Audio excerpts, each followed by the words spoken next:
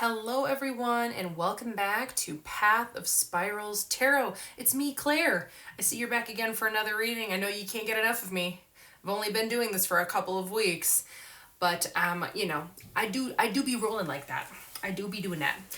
So we are going to hit the ground running today. We are doing pick-a-piles for shadow work. I know, boo. Why isn't this about the love of your life coming into your life? Well, maybe if you do the shadow work first, the love will come later. Listen, who wants a relationship when they're not self-aware? Like, we're not calling that in 2026. The Aries energy in our outer planets is not allowing that anyway. Like, all of the outer planets nearly are entering Aries, so let's act like it, okay, guys? Sheesh. Right, I know, I'm not attacking. I'm just saying. Oh, yeah. Okay. Anyways, we're going to start with an astrological forecast, but I want to say the readings are evergreen. Okay. There is no expiration date on my readings. So if you don't really care about the astrological significance, and chances are you probably are not going to be watching this on February 9th, the day that it is today. And that's on me just starting this channel and don't have a lot of people subscribing at this current point in time. But once you're subscribed and you're watching daily, then it's going to become a comfy part of the routine if you're into astrology. If not, feel free to skip ahead. Timestamps are in the description. In any case, I'm also trying to teach myself astrology, and the best way I learn is actually through teaching. So with that in mind, we're going to talk about the astrological significance of the day with the moon, as well as some things happening in Pisces this week. And then we're going to choose our groups. You're going to choose a group from these glyphs that I've watercolored. Of course, we have a serpent, we have a wave, and we have lungs. Each of these is going to signify a group within our readings, but we'll get more into that in introducing the decks we'll be using for our 5-card grouped reading spreads today. All right, so first things first, I'm the realist, okay? Scorpio is in the last quarter of our moon, okay? Last quarter moon, as we're going into the descent, think of anything past the full moon being the sort of descent type of energy, letting go and releasing energy. Have that flavor be Scorpio, and Scorpio is a little bit spicy, all right? So think about this: cutting ties, cutting cords, cutting obsessions, cutting delusions. Be honest with yourself. This being the flavor of the day is kind of what inspired the reading, because I'm such a huge advocate for shadow work. And even before me getting into this astrological reading and just doing this reading today, I was touching base with an old friend who wanted me to do an Anima Mundi 5-card spread for her. And I did that, and the whole thing centered around how she needs to initiate herself into her shadow work. I'm also working on shadow work resources for y'all, because it's going to be such a huge part of this channel. Just you wait. And this whole channel and any services that I'm providing, they are all made with keeping this idea in mind that I am trying to create a container, because there are not enough of them, a container by which you can feel hard things and not go into psychosis. Okay? Great. So, can you stop having limerence, please, for whoever the heck you're thinking about? They're married, by the way. You don't want anything that's not meant for you, okay? That's like the flavor of this, okay? I'm not calling you out in particular, but the energy is like, stop going for things that aren't meant for you. Like, why are you doing that? That's the familiar hell of your nervous system being like, what if we just like went for that because it's not an actual commitment? We don't have to make any meaningful subconscious changes. And like, also the devil's knocking at your back door. No, at the front door and the side door and coming in through the window with all of that nonsense. So let's be honest here. Okay? Okay. Also be gentle with yourself. But also, you can't be gentle with yourself if you bypass what you're doing and the harm you could potentially be causing. And I say you in particular, but it can mean anybody, okay? The shoe only fits if the shoe fits. So if I'm saying you and I'm talking about your dad, your father wounds, or your aunt, or a teacher from grade school, yeah. Whatever comes to mind, whatever is the most prominent thing entering your psyche is what's most useful to you. It's what your guides and spirit guides want you to pay attention to in order to process, somatically and release. That's big energy for today's moon cycle. Okay. All right. And then guess what? So this is actually happening tomorrow. We're going to talk a little bit about a couple of things happening this week. But since I don't do grouped readings with astrological forecasts every day, we're going to talk about what's happening tomorrow, which is February 10th. Venus is entering Pisces at 0 degrees of fresh, raw energy. Okay. This is just a few days after Mercury also entered Pisces. Okay, but this time Venus is bringing our values, our relationships, our desires into that sort of same dreamy Piscean atmosphere that Mercury finds itself in currently. But with it being at 0 degrees, that's an initiatory, fresh energy, right? So think curiosity, openness, softening of boundaries, the right boundaries, okay?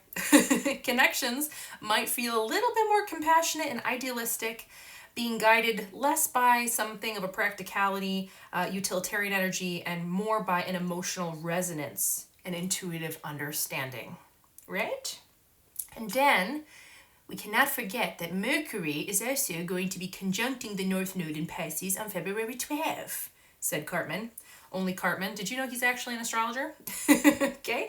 But think about this, okay? The North Node is about fate. It's about things moving forward, okay? And now Mercury is about communication. And with it being in Pisces, you see where we're going with this? Also, get out of here, Venus. February 12th is a really good day, and I might even recommend one of the only days of the month, if we zoomed out astrologically speaking, when we talk about a forecast for a fated conversation that needs to happen. February 12th, February is such a hard word to say, you guys. February 12th is the day to have a hard conversation. If not you, then who? If not February 12th, then when? Because an eclipse is coming and Mercury is going into retrograde. Okay, so don't procrastinate it. All right. So yeah, think about it as this. Mercury's conjuncting the North Node in Pisces. This day might feel fated because it is, particularly with your conversations or gathering information, or maybe even making an important decision, writing a contract, okay? Because you don't write contracts when Mercury's in retrograde. You got a contract to sign, today might be a good day to do it, okay?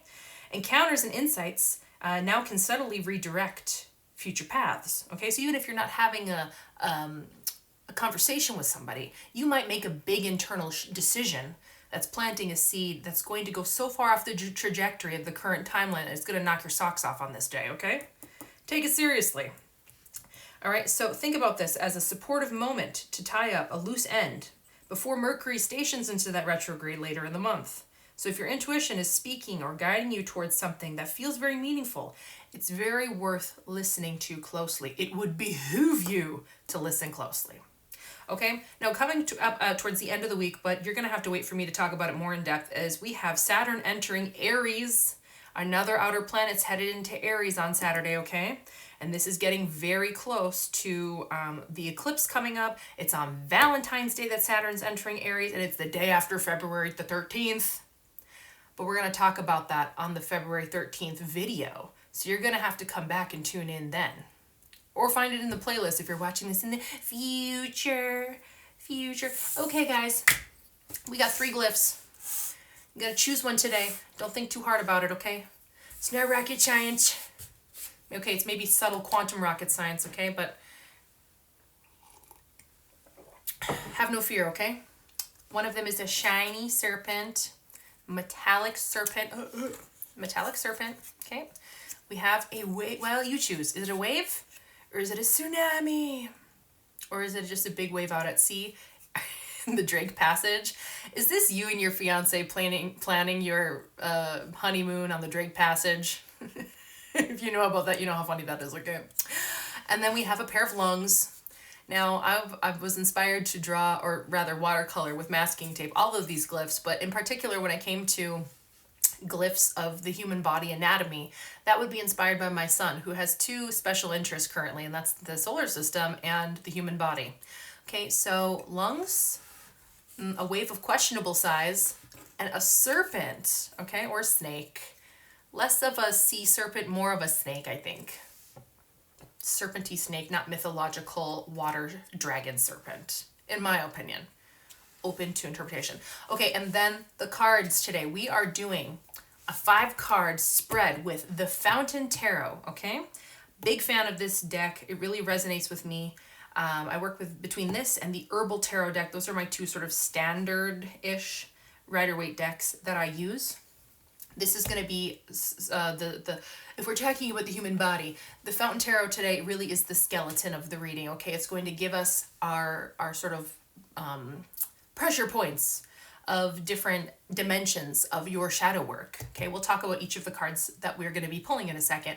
And then if we need something supplemental, can't go wrong with specifying the energy through animals, okay?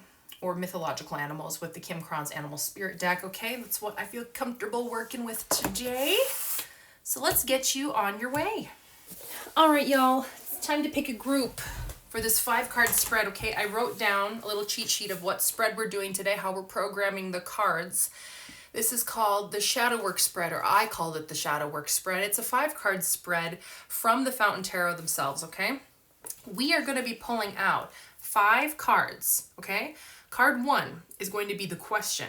What is really being asked around your shadow work? 2, the context. What led up to now? What past factors played the most significant role in what you're confronting in your shadow work today? 3, you. What you must do, or what qualities are needed inside of you and the fiber of your being to move the shadow work into something transmuted into something alchemically compostable so that it might grow into something better in the future, okay? Card 4 is your community. Who else is going to play a role? What external energy from likely somebody else, something else, is going to come in and help with that shadow work? And then 5, your potential outcome, or rather the culmination of all those cards put together. How this question is going to get answered will come in the 5th card, okay? So like we said, you can choose from group 1, right? The snake, serpent snake, the wave, the lungs. Just have a minute, clear your mind. Just decide which one feels like it's calling to you. And you know what? You can also choose more than one. It's great for my watch time in the algorithm if you just watch all 3. Maybe you have a lot of shadow work to do. So maybe pick every group. Okay, or just pick one. It's fine.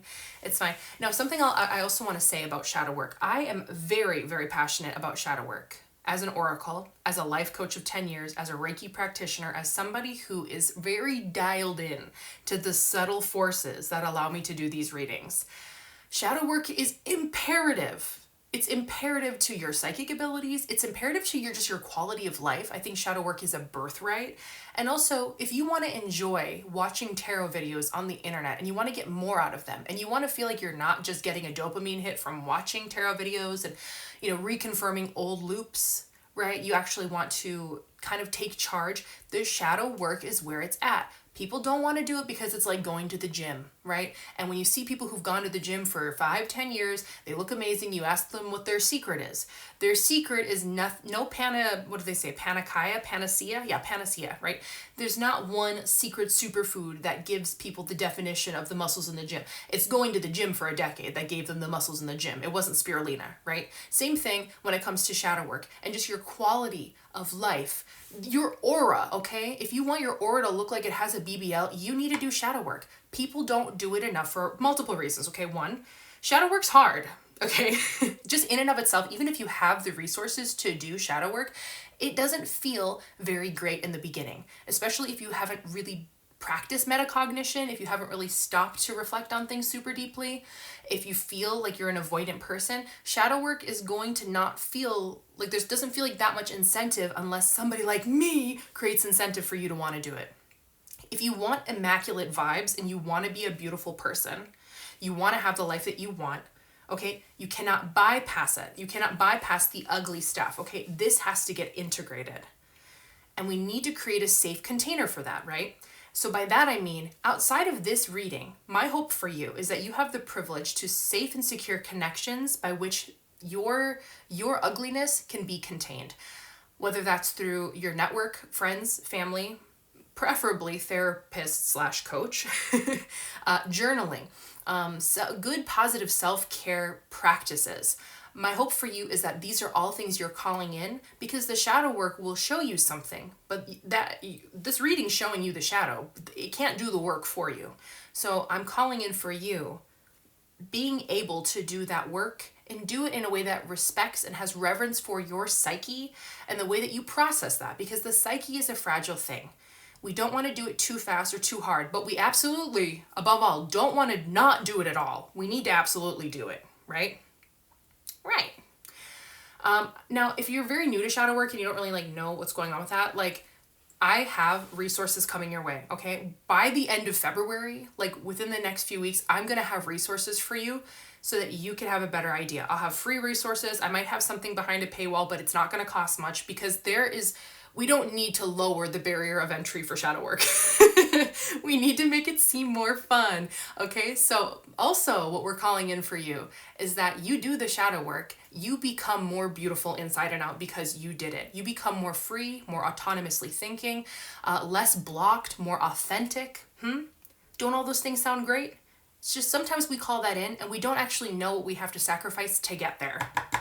Okay? You have to sacrifice parts of your ego and your old familiar hells in order and allow your soul to go through this sort of harrowing process so that you can serve later. Flop now, serve later, okay? That's the reading for today. A good roast never hurt nobody, okay? And if it was cooked to perfection, doesn't it taste super good? Going down. All right, group 1 with the serpent. We're going with you first. Let's get going. All right, y'all. We are calling in God, Source, Gus, Allah, all of the ways that you want to call your God, or, you know, if you believe in the multiple gods thing, your source energies, we're calling them in, your highest timelines, your angels, your guides, your totem animals, whatever it is that you connect to, your mandalas. Some of y'all are speaking to mandalas. I'd love to learn more about that. Calling in all of that protective energy and a crystalline dome. I always call in a crystalline dome over the reading, because what we want, especially when we're talking about heavy subjects such as shadow work, we want the highest good and we want the protection. We don't want bringing up that negative energy to attract the jinns, the ghosts, the demonic energies, like the icky guttural stuff that's like, oh, they're talking about and bringing up hard energies, therefore let's go party with them, said the dirty energies. No, they're not allowed in. This is a sacred process we're going through today, y'all. Okay, a 5-card spread. Let's hope they all fit into the picture here, the frame. All right, this is card number 1. Card number 1, just stick over here. All right, and that was representing the question being asked. What are we actually addressing at the root of your shadow work? Okay, card number 2 is the context. What led up to now? How did we end up here? How did we get here, y'all? Oh dear. That one has a lot of energy to it. I can feel it. Okay. 3. You. What card is about you? What you must do. What qualities are needed for us to transmute that energy? Okay. 4. Who else is playing a role in this shadow work? Your community. Community in a neutral sense. Who is around you contributing to the facilitation of the shadow work? Lastly, what is the potential... Oh, I see it. Okay, well, our Badusi fell out there, okay? Actually, I think we pulled 6. 2 flew out for a reason, okay? And I saw what they were already, but we'll get to them in a second. Okay, looks like these all fit in frame just fine. So let's get into it. It's always exciting to flip them over. Okay, the question being asked. The Fountain card. Okay, so y'all, this is the Fountain Tarot, okay? The only card that's different than the RWS is this specific card. This is about being present. Like, this is such a cool card. Like, whenever I see this, it's like such a gift to get this card. Like, do you see that? The Fountain card, okay? We'll get more into it in a second. The context, what led up to this? Especially if this is in your shadow. This is such a positive card. Okay, what led up to this? Of course it was. Of course it was the 5 of Swords. Your ego fucking everything up. Okay. Yeah, that's fine though. It's fine. We've all been there. It doesn't mean you're a narcissist, okay? Unless you are, but this is a very normal energy when conflict arises for us. I think when it comes to the suit of swords and the ace through 10 pip cards, the story of swords tells a very, very, very common story of how we handle, and our egos, our lower selves in general, handle the arc of conflict or something conflicting in our soul. And 5 of Swords is a sort of penultimate, like, I don't know, if you're like playing poker and like you want to pretend like sorry, I don't play poker. Why is this the analogy coming up? Okay, but like when you want to play your hand as if you have like a royal flush, and if that means what I think it means, you'll get it. You know what I mean? So the 5 of Swords is a hollow immediate victory. And it does that out of desperation, right? This energy comes out of a desperate moment before the ego starts to die. Okay, so that's what led up into this moment. But I'm actually very intrigued by how these are juxtaposing one another, because this card really cannot be at the function if this card's going to be there. Okay, we'll come back to it. All right, you, what must you do? And the qualities do you need with your shadow work? Oh, 10 of Wands. Like, putting in a lot of work. What did you do? How long have you neglected your shadow work, group 1? Okay, come back to it. Your community. Who else plays a role? 3 of Wands. Okay, other people around you, like a supportive energy with fire and passion. Okay. And then potential outcomes. We had 2 cards, y'all. And I did pull this up right. I wanted to pull this up right. I just put it down in reverse. Actually, super great. 2 great cards to have together. Apprenticeship and the Magician would be the outcome here. Okay, so let's back up again. The group 1 is having some issues with being in the present moment and is fighting hollow victories to like resist it. So what's really being asked is like, how can you be more present with yourself? How can you be more embodied? How can you not resist the flow of everything? Okay? Because guess what? If you live in the West, or you live in a community, in an environment whereby this sort of Western patriarchal capitalistic energy is not only afoot, but has its foot on your neck, if I am to put it. I gotta be a little blunt. This is shadow work here today, okay? Being present, following Kairos divine time, being relaxed, following the pace of nature is not exactly reinforced or rewarded by the immediately gratified system of capitalism and the materialistic philosophy we are following in the modern day. So the question is being asked, how the heck are you going to get back to this? Because this is a very immaculate vibe to be at the function. Like, honestly, this is what everybody wants to feel when they get to the other side of their shadow work. Now, for the sake of this card, I don't even pull it that much for myself. If that tells you anything. Where did I put the little... Is the thing in here? Where's the book for this? Oh yeah, I was sitting on it. The book for this, okay? We're going to look up the Fountain card in particular, okay? Let's see. Did they put this at the beginning? I think it's at the end of the Major Arcana here. There it is. All right. I'm just going to read it. It's been a while since I've read what this says, okay? The Fountain, B. The fountain exists outside and beyond the cycles of birth, death, time, and form. It is nameless, changeless source of... It is the nameless, changeless source of which everything is a part. It is the waking from the dream of separateness and identity and the recognition of one's self, capital S, and not only connected to all things, but all things, divine nature. When the fountain appears in your reading, relinquish all illusion of control and remain quiet. It invites you to observe, master less, and to just be, effortless and indistinguishable from life. You are the voice and the breath of universes. Its meaning represents oneness, a moment of cosmic clarity, being fully awake, the end of seeking, enlightened being, and surrender to that which you are, whole and perfect. Now, if we were to see this in reverse, which when I see the card following it being 5 of Swords, it would be nice if we read the reversal, just to keep that in mind, right? Okay. Reversal, identification with a role or personality, fear of being alone, being mind obsessed, separate from source, resistance to or denial of reality. Period. I'll drink some tea after that. So the question is being asked, how do you relate to this when it comes to your shadow work, right?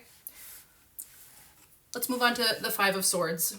Now, can't tell you how many times I pulled this card for somebody and then they had to let me know that they were indeed behaving this way. Okay, the 5 of Swords, I actually kind of prefer the picture in the 5 of Swords, if you can see this, from the Fountain Tarot rather than the regular RWS, like the standard deck. You have a man in red holding his swords, standing on two swords with people in the background. And he's doing this, he's in such a vulnerable and unsustainable position because he wants to immediately feel like he is above something else. Now, I have pulled this for my bestest girlfriends that I would consider them equally yoked spiritually to many, like maybe myself, but also just in general, your general run-of-the-mill oracle spiritual girly. I've pulled this for them enough times. Nobody is above this card.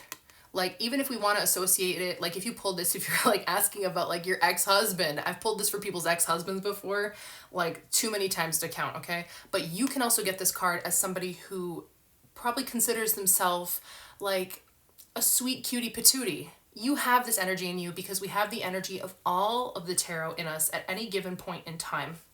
Okay? But this is kind of a default mode. It's like the halfway point between enlightenment and total debasement, okay? Something happens in life, multiple factors come into life that make you feel like you must behave this way. And there is something sort of tantalizing about taking this role. It is like a coping mechanism that our ego uses to protect us or delay. Like, it's the card we use to kick the can of the real change down the road a little further for another frickin' day. Okay, so what are you holding off on? And like, why is that pain and tension and discomfort something worth putting off for another day, right? Probably because the following card is, what do you need to do? Now, typically if we pulled this card just in isolation, I'd be like, oh, you're using too much energy. You're getting too burnt out. Like, you know, the 10 of Wands is never a super bright card to like pull. Like, you're never super happy when you see that card, especially paired with the 5 of Swords, but we set the intention for shadow work. So in the context of shadow work, I think it's a very useful card. What you need to have is the quality of somebody who has this sort of, you have to be willing to push yourself to the brink in order to get to these end cards here. Like, because we see like there's sort of like this descent with these cards before you get to the ascent. So these cards are asking of you that you need to hold on, hold out, take the long way, okay? The long way is the ethical way. The long way is God's way. A hasty, fast way, which is very much this energy, will always burn you in the end. Like, this guy is on like stilt swords. Like, he's about to fall off and at best roll his ankle. With all those swords, he's going to impale himself. Like, this card is a very, very important reminder that although this is something we do when we are kind of untrained, when we don't self-reflect, if we have like too many emotional pressures around us, this sort of erupting energy that can happen, it happens to the best of us. Okay, so I'm not shaming you for this card, potentially.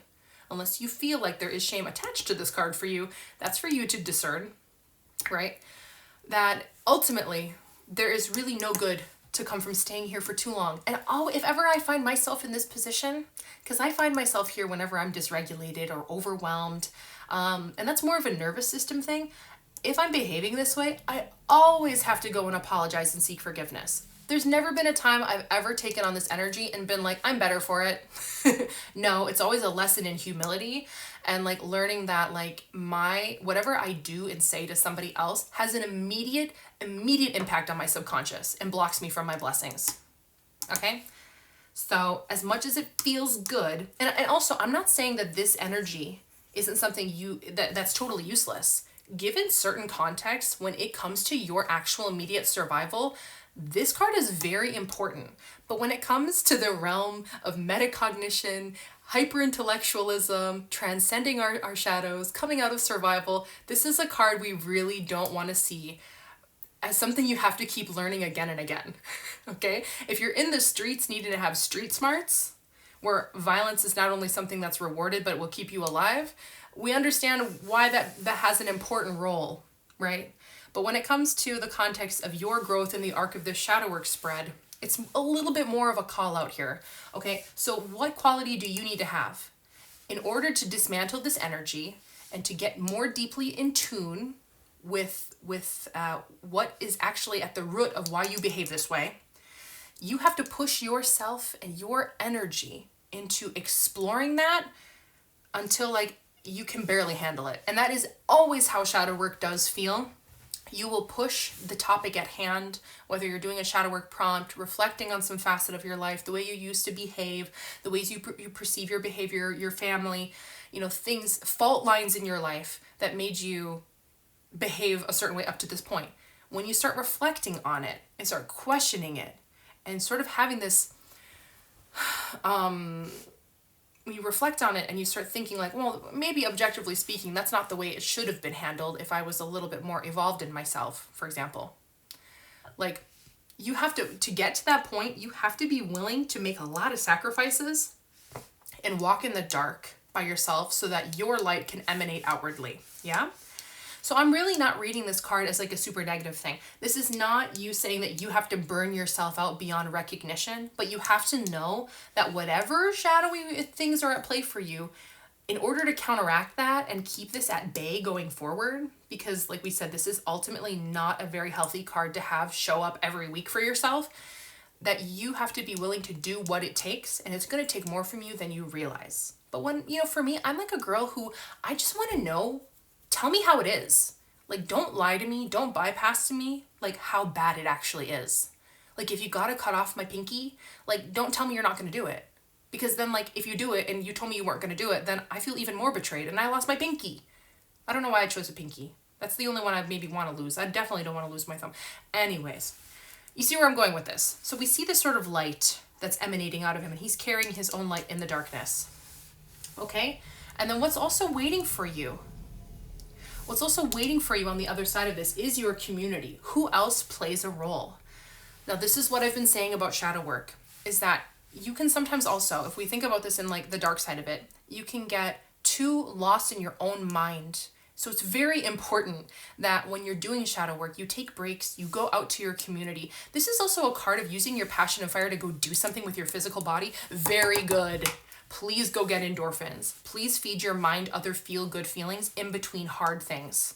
See, and he also, like, this is an individual who's focusing, like, his energy to, like, make something move. He's really getting momentum going here. And if this comes to your community, you're doing this through your community. Like, maybe it's an extracurricular. Maybe it's going to the gym. Maybe it's your knitting club. I don't know. What's important here is that you keep things moving. Because something else I will say about shadow work is, like, I don't think shadow work is a good excuse to just, like, permanently be on sick leave. You cannot just like do shadow work constantly your whole life, like every single day. You'll be down and out on your bum for a long time if you do that. So we take little bites of our shadow work here and there.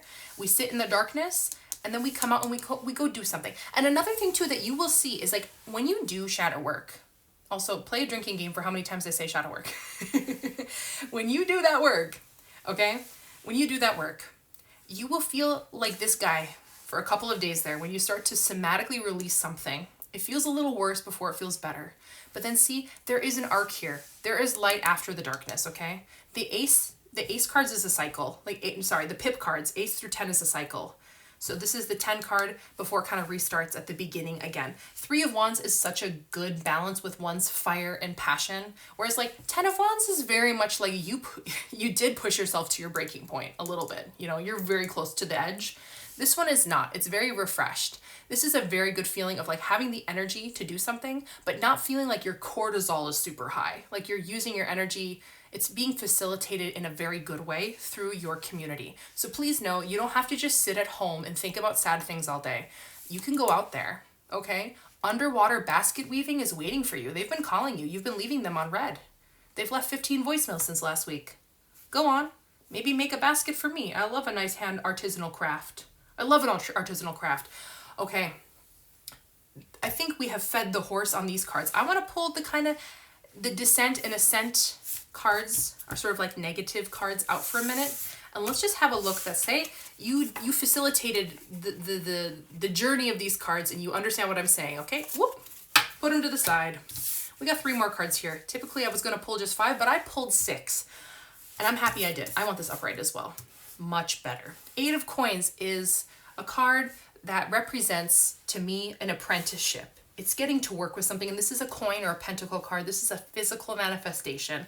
And the Magician, okay? These 2 cards together is telling you that, the potential outcome of that work is going to be through some type of vocational legacy work. Okay, now when I speak about work, when we're talking about work on this channel, I'm not speaking about work in the sense of like your 9 to 5 employment, okay?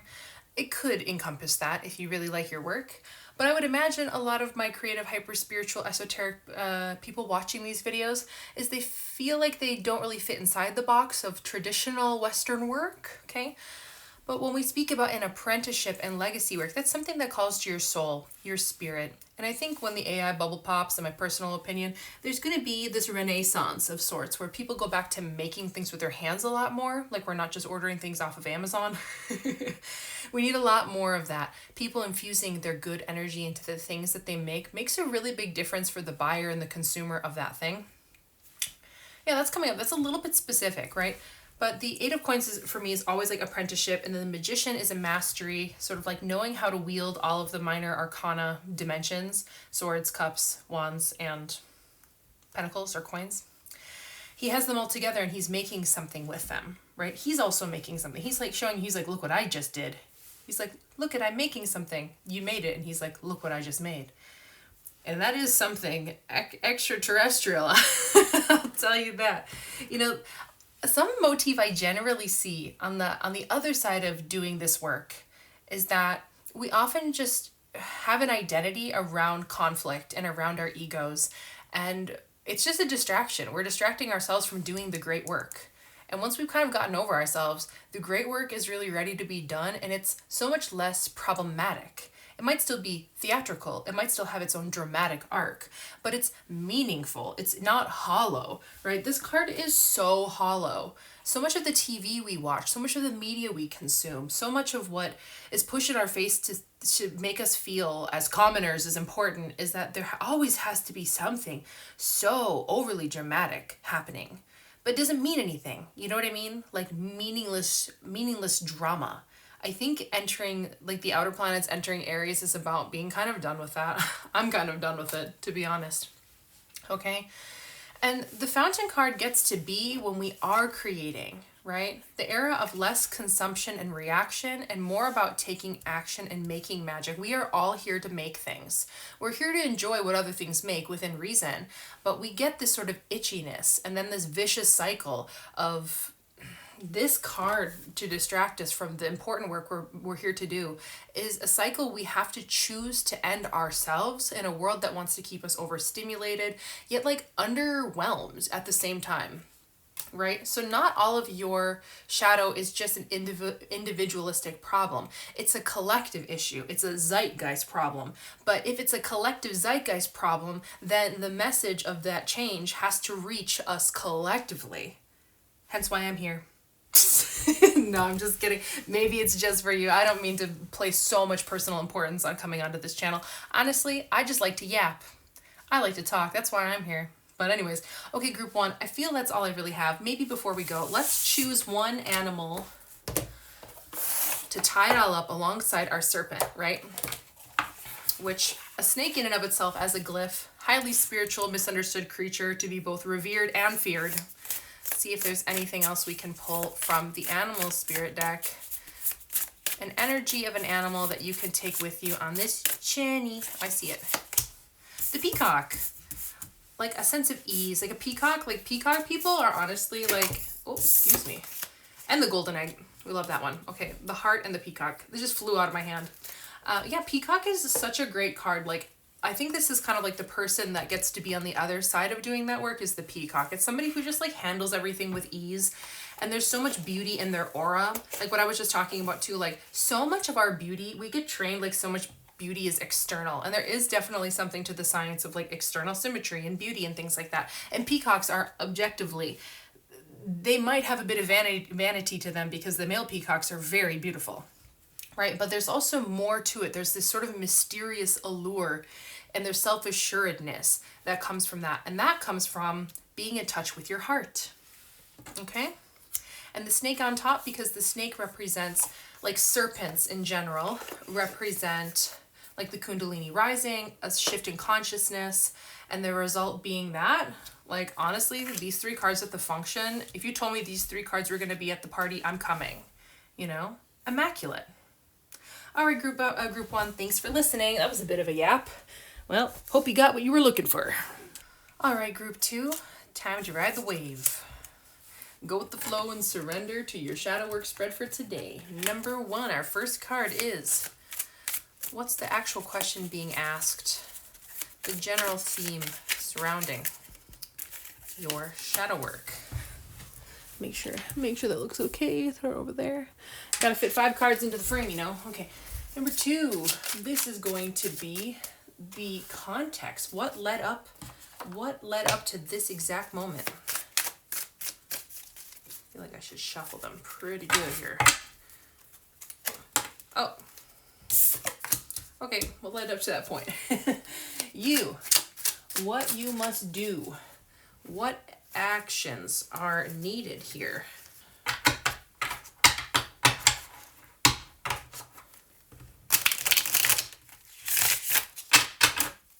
Okay, what you must do and what is needed. The next card will be your community. What external energy is coming in to help you with this?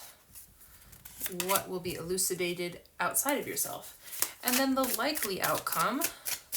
Okay. All right. Easy as pie, y'all. Let's see. First, we have Knight of Coins reversed. Very, very much a nice initiatory card when it comes to shadow work. I mean, I get it. The context, what led you up to this point? Okay. Ace of Wands. What you must do and where things are headed when you take on those new qualities. The Knight of Wands. Oh, girl, who did you wrong? Okay, your community. What are they bringing to the table? You got another knight. Oh, interesting. It's a movement of a lot of energy, a lot of fast-paced stuff based on a longer period of time of some lack of resources, right? Because we'd love to see this upright, but in reverse, girl. And then the likely outcome, you have so much fire going on here, so much fire, that the penultimate outcome, I feel like there's a lot of stuff under construction here, group two. There's a lot of stuff under construction. Okay, and a lot of things need to get put right. Okay, so we started with the question of, the shadow work is saying, why are you lacking some resource?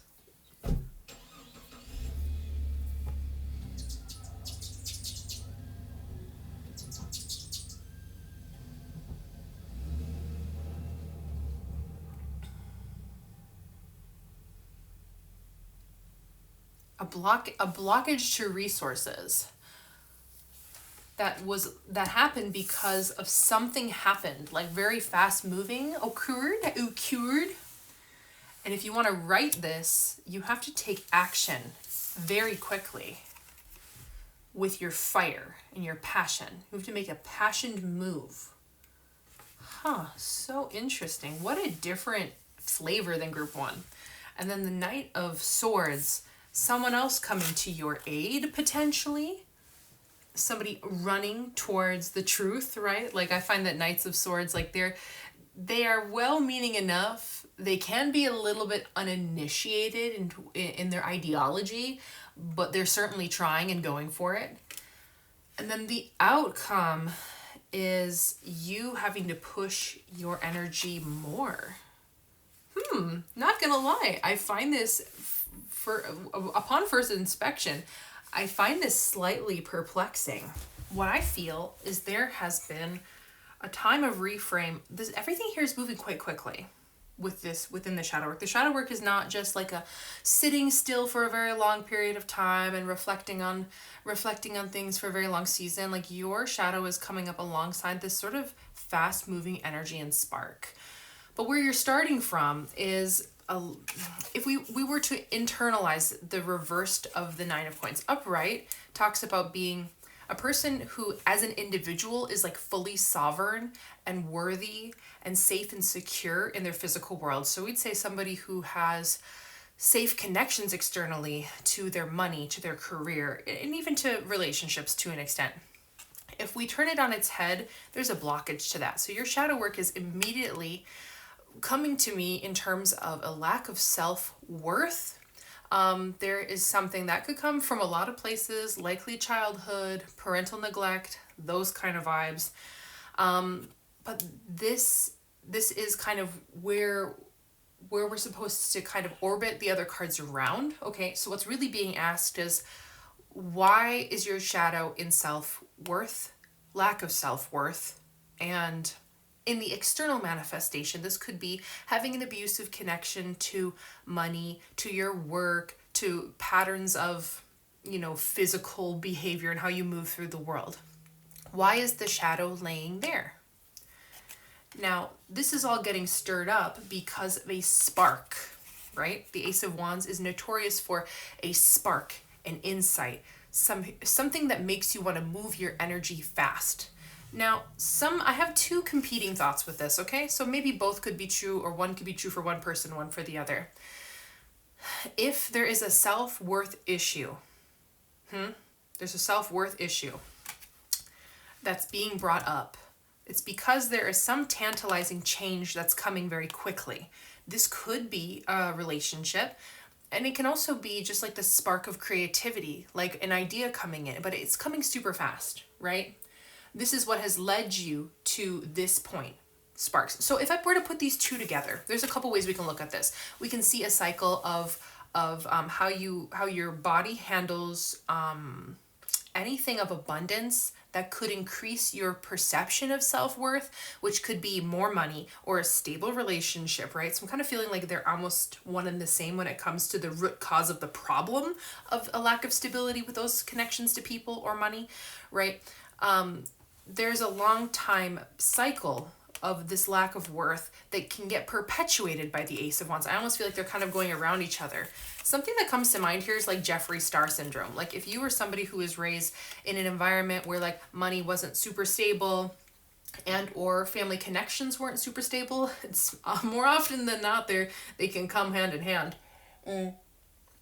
Not always, but sometimes you get the 2-for-1 deal. Right? So what ends up happening is like when a spark of something that makes you feel excited comes in, you only know how to filter it through a lack of self-worth. Therefore, the exciting thing cannot stay for very long, which means you can obsess and have limerence over connections to people and or just see them as very fleeting. And so you have to like treat it as something that's on its way out as it comes in. And same thing as with money, right? Abuse with money. That when the money hits the bank account, it has to leave the bank account super quickly because your familiar hell is not having money because that's how it's always been. There's a couple of ways that could be, right? So they're kind of playing on each other. I kind of want to just like go like this. It's like, oh, my self-worth's coming up. The lack of self-worth feelings I have are coming up. Ace of Wands is saying, oh, here's an exciting thing. So they kind of just like, it would be nice if this was what it was, right? Because then it would be this sort of like abundance loop where like more abundance is always coming in. And that's how like the universe actually wants to operate. Like we said, any card that's in reverse doesn't want to stay that way. So your shadow work is like, how could we work through a lack of self-worth? Like worth issues are like such an interesting karmic path to have to come into life and explore. But group 2, you're kind of exploring that now. Now just imagine, just even reading these two cards in isolation, we could get so much out of it. But just keep those two things in mind, okay? Now, what qualities are needed in you in order to work through the shadow work? It says not only is it more fire, because you know fire and passion. You know how things can move very quickly. Your life has been about fast action and things coming and going and coming and going and up and down, right? Hey, that's where our wave comes in. You thought I wasn't gonna make that full circle? You were wrong, okay? That was very satisfying. Okay, Knight of Wands. The inner qualities that you need, like I would see this as a positive thing, right? Because the Knight of Wands sometimes takes action without real direction. It's just kind of happening. But he's also known in his gift side to like be somewhat altruistic and want to see something happen from a place of passion and creativity and courage. Okay, so it's saying that like you know fire, you know ball. When it comes to fire and fast moving things, you know ball. Nobody's ever going to tell you that you don't know ball, okay? So how can we take that sort of, that ignition, right? How can we turn the ignition of this fire into some direction? Because he is going to take his fire action and throw it somewhere, right? And then the person coming to help is also going somewhere with a more pointed direction. So it says what is needed is that we're going to break this cycle through courage. We're going to break this cycle through courage. And he's almost like he's aiming for the bullseye of something. Like he really wants to almost like strike this. Like if we move these over, he kind of wants to like pierce the bubble of the shadow, right? He's like, let's get, see, and look, she's got like a bubble around her coin bubble. He's like, I'm going to pop this bubble and then the pressure will release. That's what I'm saying. Yes, that's what's happening here. Okay, so that's what you need to do. You need to be courageous in breaking this cycle. It takes courage. It's not so much about practicality. I feel like that's not what you lack. It's that you need the direction and the courage and the bravery to do it. And that might not be something that's super usual for you. That'd be a new cycle. And then what tells me is that the next card coming in, especially when it's a court card, this really emphasizes it being another person coming into the function to help you with this thing, which would also indicate to me, like, I could see the Knight of Swords being a professional of some sort coming to help you, or like I hate to say it, it could be a bureaucratic pressure that is unavoidable coming to you. So if it has to do with finances, you can fill in the blank of the bureaucracy, a lawyer, a IRS vibes, creditors, could be something like that. I'd like to imagine that this energy is coming in and the net outcome is positive in the transition you need to make with popping the bubble, right? He's got his long stave and he's got his sword and they're both coming. They're like, we are going to figure this out. You can't avoid it anymore. Pop, pop, pop, pop, pop, pop, pop. Okay. Okay. So, the Knight of Swords is more about thought, logic, moving logically, can also feel a little bit like conflict, right? And he's also going upwards, right? Like the Knight of Swords I'd say teenagers are still more virtuous than queens or kings in the court cards. So I'd say like, this is somebody who has the right intentions to help you, or the energy of it is moving with the right intention to get you feeling, well, this was in reversed, to get this sort of shadow work issue figured out. Okay? Now the outcome is a culmination here. 9 of Wands, which is a little bit more about being a little bit more wary about how fast that energy is moving, and he's channeling his fire and passion into steps he can walk up himself. It's a tiring, somewhat arduous process, but like think about this. If you're going to build steps, there's only like one right way to build stable steps. So this card is showing that the culmination of all of these energies, your external help, your direction and bravery, is going to help with having better boundaries, probably around self-talk and like how that self-talk manifests in the abuse of external resources. So here, although he's tired, and there are definitely big shadow sides to the 9 of Wands, I read this more as a positive thing where there's less energetic leakage of this whole rigmarole you have going on here. The courage you have to face your self-worth gets reined in, and you have better boundaries around self-talk, around your priorities, and there is there's a lot of like look at the angles of things. Things are going up. The only thing upside down is how you feel about yourself. The Aces is going up, his stave is pointing up, the sword is pointing up, he's building up, and yet you're here. That's that is self-constructed, babes. Okay, all this in mind, I want to pull these 3 cards out here and just put these 2 together and like finish the reading talking about them like this. And that's almost like we go like this, then we're going to see the card go like this, right? So the culmination leads to this. And how good would it feel to be upright, to feel sovereign, to feel stable in yourself, in your relationships, to your world? Like it's how she connects to the nature, how she connects to her wealth. To have that be upright would be such a good feeling. It would be such a good feeling to work our way through this so we don't have such big waves. Like so much of the external rifts and this sort of spark that can be, upright and also in reverse for you. I also feel like this energy, when this card's upside down, this card's upside down. So we should have almost gone like this, right? Right. But we want to see these upright to create better boundaries around your negative self-talk and to get to the root of why you have that negative self-talk. It can be your peers, your mentors, your parents, people in like your time, your childhood, your time growing up, the way that they would speak about themselves or speak about you has such a huge impact on how you move through the world. This could be bullying wounds comes to mind. I've been having visions too of like a sandbox since yesterday, and I knew it was going to come up in the reading today.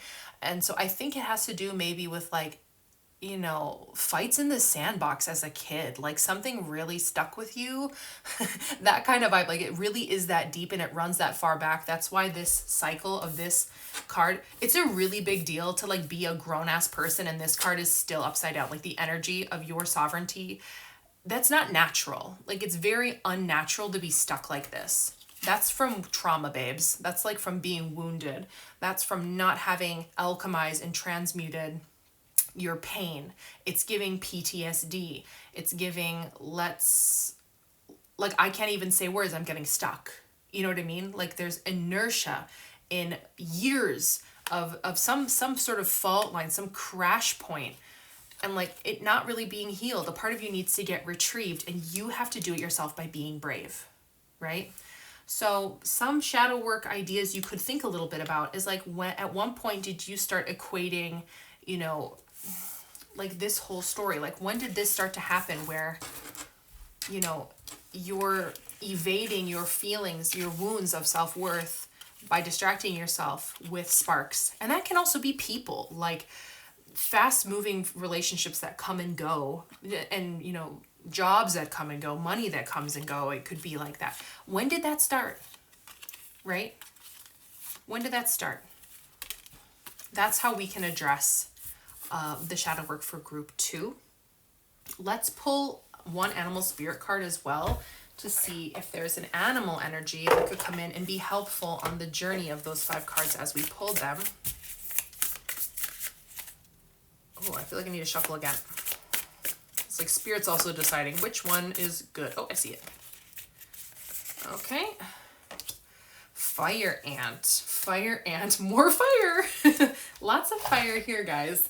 Okay, fire ant is actually pretty low. I think it's like the first card. I think it actually probably equates to the Ace of Wands in the animal spirit deck. That's so interesting.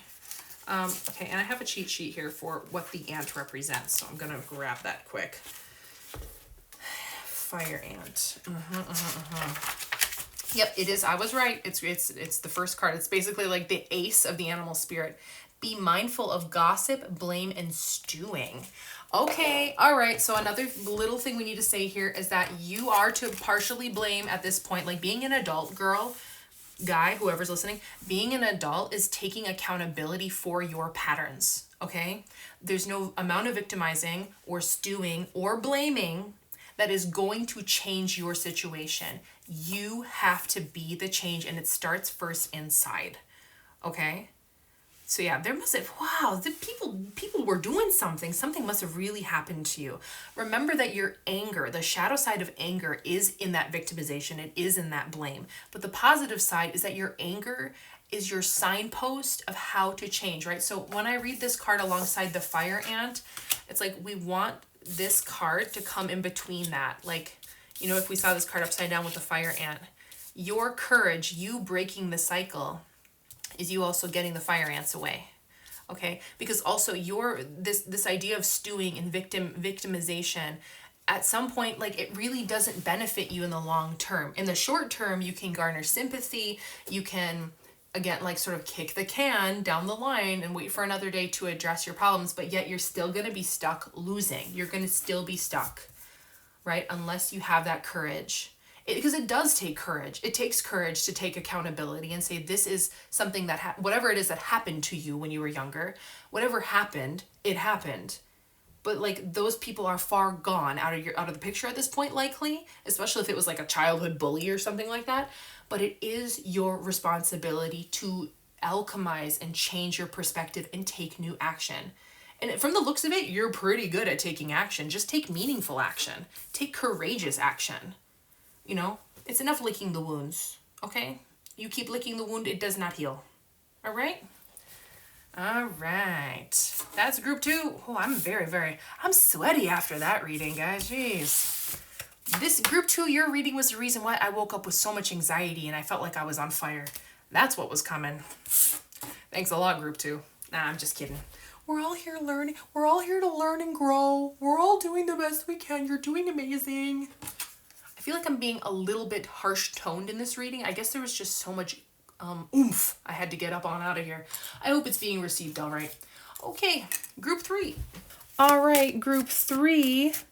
Last but not least, let's give you your reading. 5 card spread for your shadow work, things to contemplate in order to overcome the dark side. Okay, the question being asked about your shadow work is this one.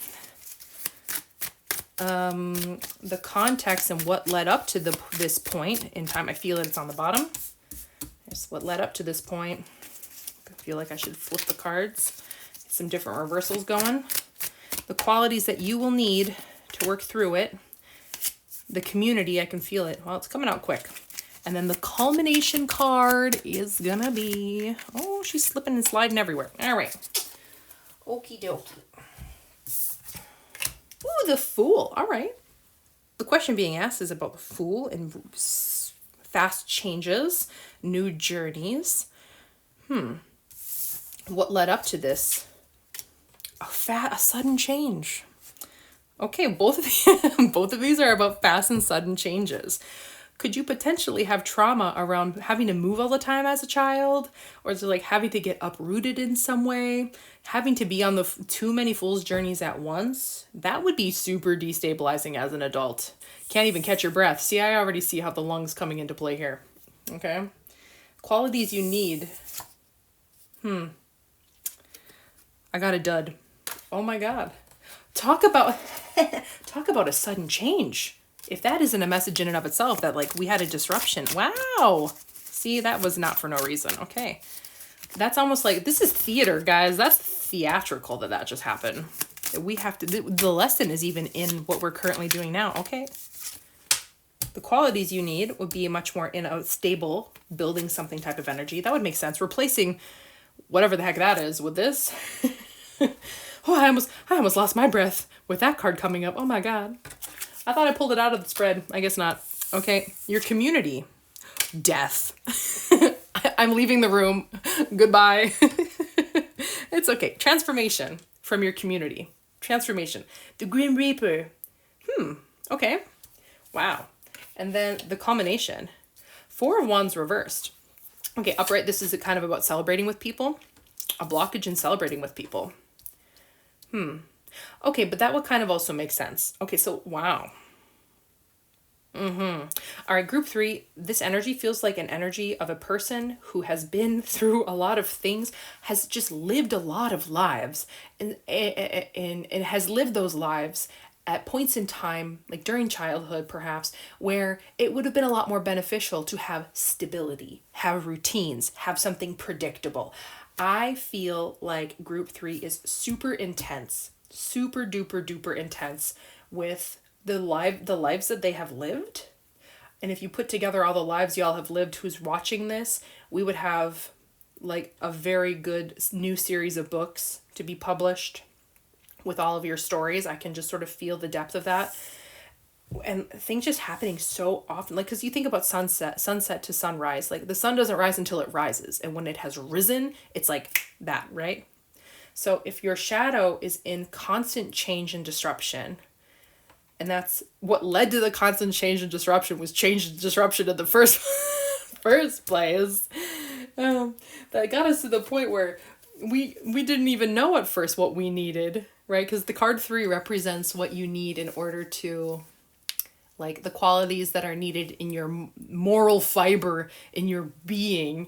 The cards wouldn't even tell us right there, just to emphasize like how discombobulated group 3's energy and shadow work is.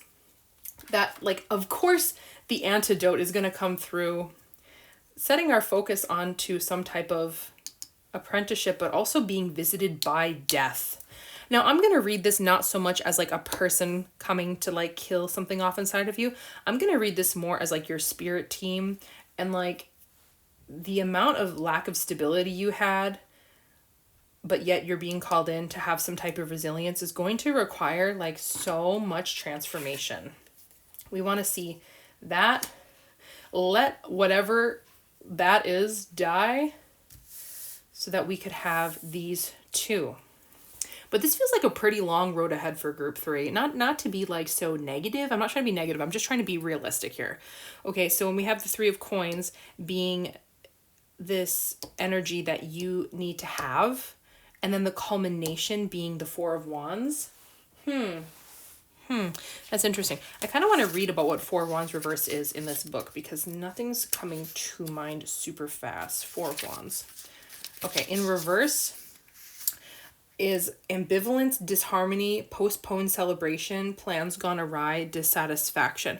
Okay, well, the way that I would read this, though, is like, of course, with all of the chaff that you need to work through and, like, you're calling in to work through, like, for group 3, I would recommend, like, doing shadow work prompts that go into basically every dimension of your life, your relationships, your money, your spirituality, all of those things. I'm just sort of getting this sort of feel that group 3 has like this sort of karmic life lesson that like they have to learn how to find safety and stability like after having so much disrupted in their lives. Now, I could also read this as war, to be honest. Like, what are different things in life that could, like, cause so much constant disruption? War, immigration, like, displacement of your people. We know that in this political climate crisis, people having to move. If it were to be a little bit less intense, it would probably be divorce or abusive household or... yeah, those things are the things that are coming to mind. So group 3 is having this reading come in because of all of that. And that so much has to be kind of worked through and alchemized for you guys. I feel like this is kind of heavy stuff. But us paying witness here, I'd say collectively as an audience, paying witness to group 3 and just like acknowledging how strong they are and how resilient they are for still being here and coming to videos like this on YouTube where what you're looking for is a sense of hope, reassurance that things can be better and things can be brighter, that you're here, like that honestly makes me emotional that you're here still looking for that even with what you've been through. And it's very likely that in group 3 you have seen a lot of actual physical death. I'm not saying that it's coming more physical death, but that you have seen it. Like, death is not something that you're unfamiliar with. Like, I feel like group 3 might be people who part of their journey in life has also been to experience a lot of grief of loss. And that can be destabilizing. And I don't know, it feels kind of funny and silly to see, and nothing's funny or silly about what you've been through. No, it's not actually funny. No, but what I mean is to see these cards and this energy be juxtaposed with like what you need to do and the outcome feels a little bit absurd, but maybe the absurdity is the way we alchemize the shadows. That's what I kind of think. Because like 3 of Pentacles is obviously about like your first successes with something, like things really turning around for you given a little bit of effort. And, you know, this guy looks endearingly kind of derpy on this card. He's like, look at my coin, my art. He's like, I think he like made this art himself. He's like, I can hold up my own coin. I can do it. There's something very like lighthearted and playful about this card, which is very medicinal when it comes from all this heavy stuff. You know, it kind of reminds me of how like people in different countries, depending on what kind of like stability they have in their countries, will like to watch different types of media or like films. Like in America, like up until more recently, and I would say like certain people in America that haven't had to struggle as much as other minorities, fill in the blank, Mad Lib with me, love a very scary movie because maybe life's not that exciting and they need to go find a sense of excitement. Like a white man loves to go rock climbing without a belay rope, you know, loves a movie like 127 hours. Like they eat that up for breakfast, lunch, and dinner because life's not that exciting, but they need pain. They need some adversity. So they'll watch those movies. Whereas, for example, Bollywood, which is every genre of film in one, and it's like 72 hours, 127 hours long is one Bollywood film.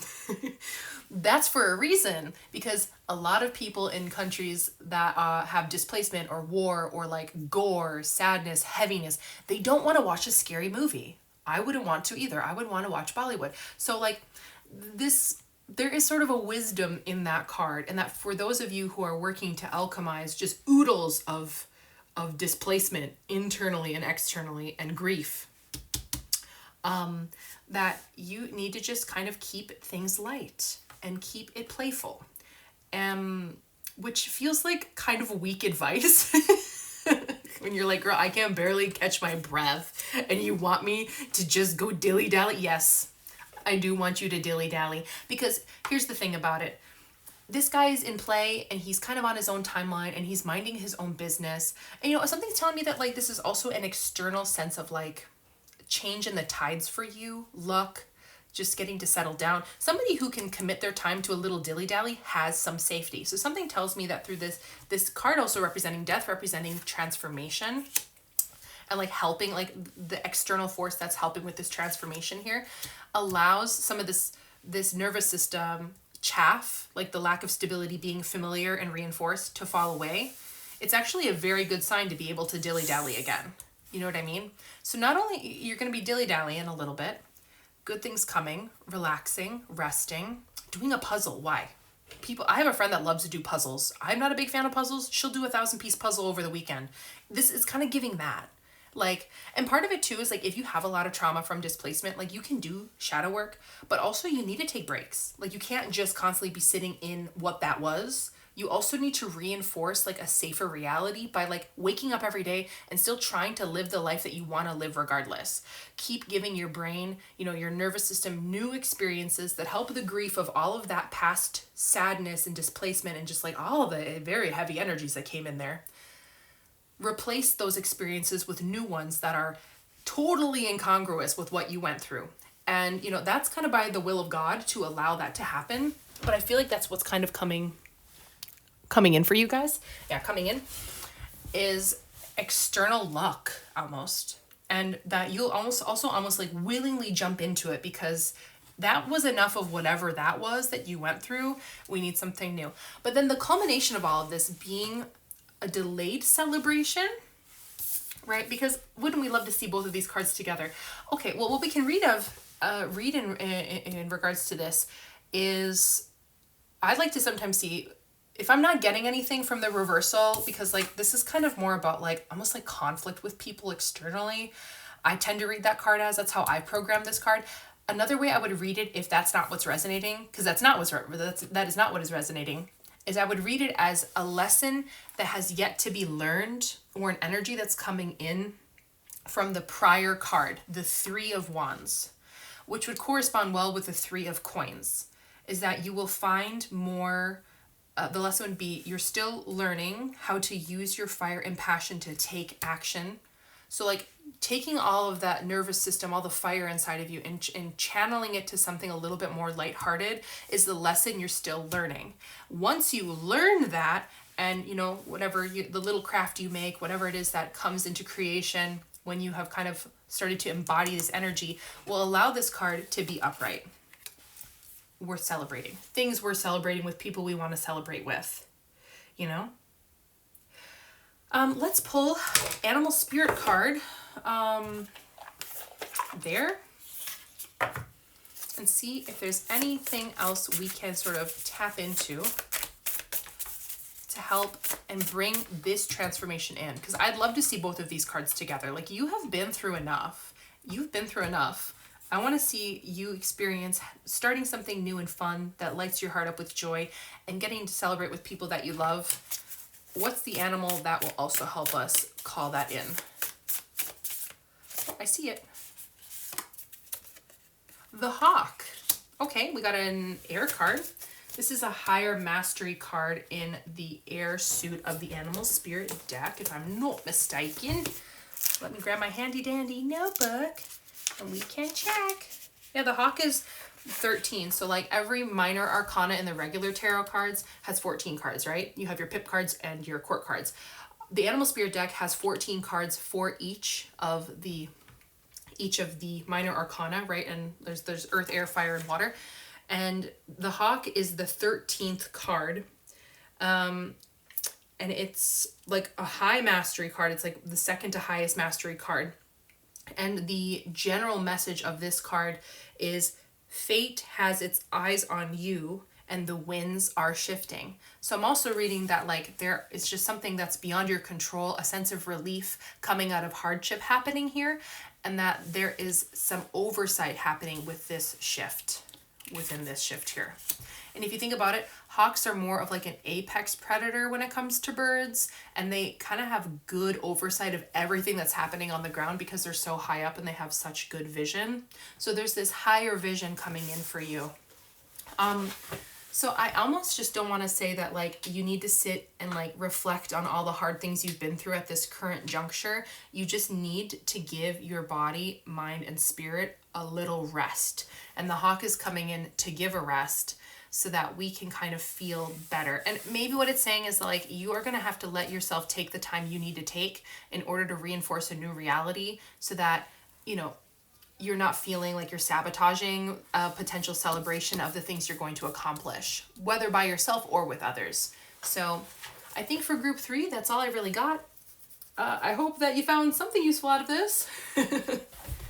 Okay, y'all, we are done with our readings for today. This has been a 5-card spread for shadow work, addressing our shadows, the potential antidotes, what we need inside of us to make a shift.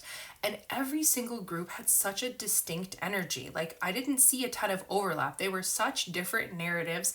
And like that is also like what's kind of cool about addressing shadow work in a reading like this is you can see that there are just so many different karmic lessons people are learning, but also, you know, to watch it as a group. I think part of why grouped readings on YouTube are so popular is because people want to know that their lesson isn't happening just to them. They want to know that there are other people going through similar things.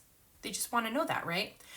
And I can guarantee you that I have experienced each of these energies, like the culmination of each story I've experienced to some degree at one point or another in my life. And I don't know, I think you have to use a few things. You have to have your spiritual wits about you. The serpent represents our spiritual wits. You have to learn how to ride the waves of life's ups and downs and cycles and seasons, and know when you need to catch your breath and take a break from it all.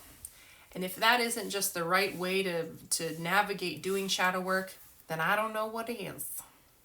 Okay, y'all, this has been Claire from Path of Spirals Tarot. Thank you for tuning in today, and we'll see you in the next one.